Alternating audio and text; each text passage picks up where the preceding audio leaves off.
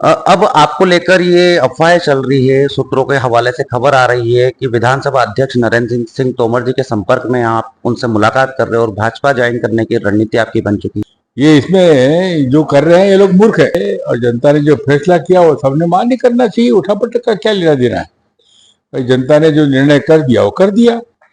अब जो उनको अवसर मिला 5 साल काम करने का, उन्होंने अपना काम किया है। अब जनता ने हमें 5 साल काम करने का मौका दिया, हम अपना काम करेंगे। क्या दिक्कत है इसमें? जनता सरकार के पैसे से चलती है भाई।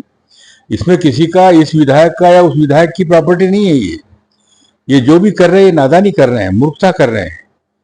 इतना घटिया तरीका काम करने का नहीं होना चाहिए भाई। रंग पोतने का क्या काम है?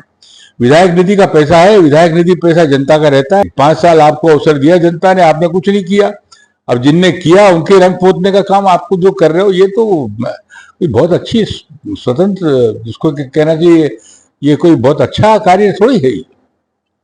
ये इसमें जो कर रहे हैं ये लोग मूर्ख है। NTV टाइम, जनता की बात जनता के साथ। बदनावर विधायक भंवर सिंह शेखावत ने भाजपा ज्वाइन करने की खबर को बताया मात्र अफवाह। विधानसभा अध्यक्ष नरेंद्र सिंह तोमर से मुलाकात को लेकर कहा, तोमर मेरे नजदीकी मित्र हैं। मुलाकातों का सिलसिला चलता रहता है। हाल ही में ये यात्री प्रतीक्षालयों में कलर बदलने की बात को लेकर कहा कि जिस किसी ने भी ये घटना घटित की वो बहुत ही मूर्खतापूर्ण कार्य किया है। और क्या कुछ कहते हैं बदनावर विधायक भंवर सिंह शेखावत, देखिए हमारी बदनावर सहयोगी पवन वैष्णव के साथ। नमस्कार, एनटीवी टाइम न्यूज चैनल में आपका स्वागत है। आपके साथ मैं हूं पवन वैष्णव। इस वक्त हमारे साथ बदनावर विधानसभा के विधायक भंवर सिंह शेखावत जी मौजूद है। आइए चर्चा करते हैं शेखावत जी से और जानते हैं बदनावर विधानसभा के वर्तमान स्थिति के बारे में। शेखावत जी नमस्कार। बदनावर एक सुलझी हुई विधानसभा है। जब आप 2013 में आए थे और अभी वर्ष 2024 चल रहा है, 11 वर्षों का आपका बदनावर का अनुभव है। वर्तमान राजनीतिक परिदृश्य उठापटक वाला चल रहा है, क्या कुछ कहेंगे इस मुद्दे पर?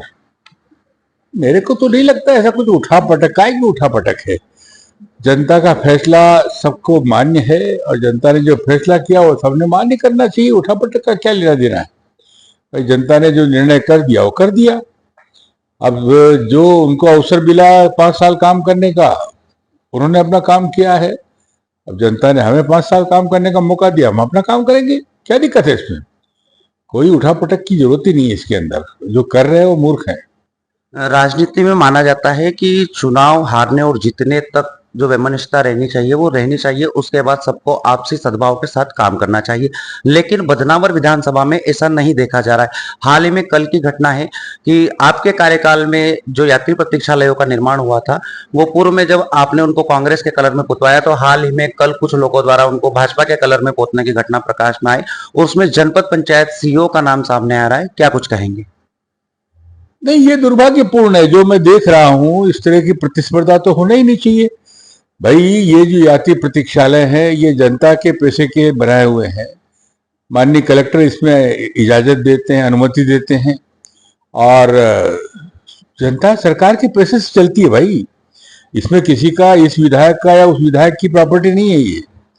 ये जो भी कर रहे हैं नादानी कर रहे हैं, मूर्खता कर रहे हैं। इतना घटिया तरीका काम करने का नहीं होना चाहिए भाई। रंग पोतने का क्या काम है?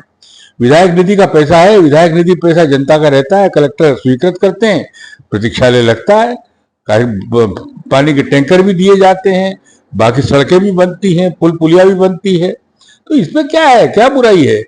आपने 5 साल आपको अवसर दिया जनता ने, आपने कुछ नहीं किया। अब जिनने किया उनके रंग पोतने का काम आपको जो कर रहे हो, ये तो कोई बहुत अच्छी स्वतंत्र, जिसको कहना चाहिए, ये कोई बहुत अच्छा कार्य थोड़ी है। ये इसमें जो कर रहे हैं ये लोग मूर्ख है। राजनीति में एक लंबा अनुभव है आपको, जनसंघ के जमाने के नेता रहे हैं आप। 2020 से बदनावर विधानसभा में दल बदल का एक क्रम चला, मध्य प्रदेश में भी हुआ। साथ ही बदनावर के जो विधायक थे उन्होंने भी ये घटना को घटित किया। अब आपको लेकर ये अफवाहें चल रही है, सूत्रों के हवाले से खबर आ रही है कि विधानसभा अध्यक्ष नरेंद्र सिंह तोमर जी के संपर्क में आप उनसे मुलाकात कर रहे हो और भाजपा ज्वाइन करने की रणनीति आपकी बन चुकी है। ये सत्य घटना है या मात्र अफवाह है? आप स्वयं खुद ही तो कह रहे हैं अफवाह है। और जब अफवाह है तो उसका मैं क्या जवाब देना चाहूंगा? अफवाह का तो कोई जवाब दिया ही नहीं जाता। अफवाह तो अफवाह है। उसके ऊपर क्यों भरोसा करना चाहिए फालतू की बातों के ऊपर। रही बात नरेंद्र सिंह तोमर से, नरेंद्र सिंह तोमर मेरे छोटे भाई हैं और राजनीति में जहाँ हैं वो जहाँ मैं हूँ, हम लोग बरसों के सहयात्री रहे हैं, साथ में काम किया है, आज भी विधानसभा में साथ में हैं। आज जिस प्रमुख समिति का मैं सभापति हूँ विधानसभा में, नरेंद्र सिंह तोमर हमारे आदरणीय अध्यक्ष हैं, पूरी विधानसभा के अध्यक्ष हैं। और इसलिए हमें मिलना जुलना राजनीति सब चलता रहता भाई, इससे कोई कयास लगाना मूर्खता की बात है। ये जो कुछ चल रहा है, जो अफवाह फैला रहे हैं, इसमें क्या कोई मतलब है? इसमें सब पे चर्चा करने का कोई अर्थ नहीं है ना, क्या मतलब है इसका? बदनावर में आप जब चुनाव लड़ रहे थे उस दौरान से नर्मदा का श्रेय लेने को लेकर होड़ मची हुई थी। नर्मदा का कुछ काम चल भी रहा है, नर्मदा कब तक बदनावर में आ जाएगी और कब तक वो जो विकास कार्य है वो संभव हो पाएंगे? मैं श्रेय लेने वालों से पूछना चाहता हूं कि नर्मदा के लाने में आपका क्या योगदान रहा है। बदनावर की जनता अच्छी तरह से जानती है कि नर्मदा लाने का काम भंवर सिंह शेखावत ने इसी जनता की आशीर्वाद से जनता की अदालत में किया था। नर्मदा 2018 में मेरे समय में आई और उसके बाद जब श्रीमान आदरणीय राज्यवर्धन सिंह जी 5 साल मंत्री भी रहे, विधायक भी रहे, मेरे को तो नहीं लगता कि 1 इंच भी काम उनके 5 साल के कार्यकाल में नर्मदा का आगे बढ़ा हो। अब जब मैं 2023 में जनता ने मुझे फिर जनादेश दिया है और मैंने तो पहले आते ही सबसे पहले नर्मदा के काम को शुरू करने का काम किया। आज काम तेजी से चल रहा है और मैं विधानसभा में जिस समिति के अंदर हूं वहां सारे अधिकारी, सारे कमिश्नर्स वहां पे आते हैं मीटिंग में। और अभी हमने लेटेस्ट मीटिंग परसों ही की है नर्मदा के ऊपर।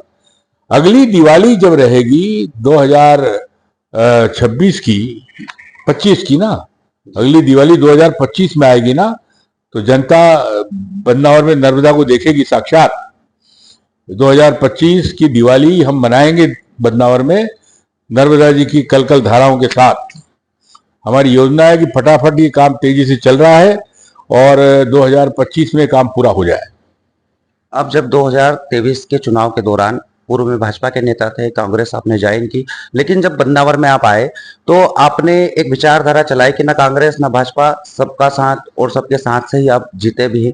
कांग्रेस और भाजपा के कार्यकर्ता जो आज वर्तमान असमंजस की स्थिति में हैं, उनको हमारे चैनल के माध्यम से क्या संदेश देना चाहेंगे? देखिए, विधायक जो होता है चुनाव तक तो किसी पार्टी का उम्मीदवार होता है, लेकिन जब जनता उसको विधायक चुन लेती है उसके बाद में अगर वो भाजपा, कांग्रेस या ये पार्टी वो पार्टी करता है तो ये उसकी मूर्खता है।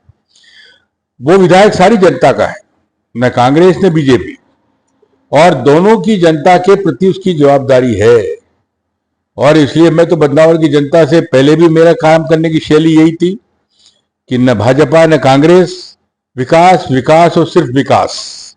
ये 5 साल भी मैं जनता को विकास की बात कह के आया हूं और आप देखेंगे 5 साल कोई कांग्रेस बीजेपी नहीं, सबका विकास होगा, सबका साथ लेके चलेंगे और सबके लिए काम करेंगे। तो ये थे बदनावर विधायक भंवर सिंह शेखावत जी, जो बता रहे हैं कि अगली दिवाली जो वर्ष 2025 में आएगी वो बदनावर विधानसभा क्षेत्र की जनता मां नर्मदा की बहती कलकल धाराओं के साथ मनाएगी। कैमरा पर्सन लाखन कैसरा के साथ बदनावर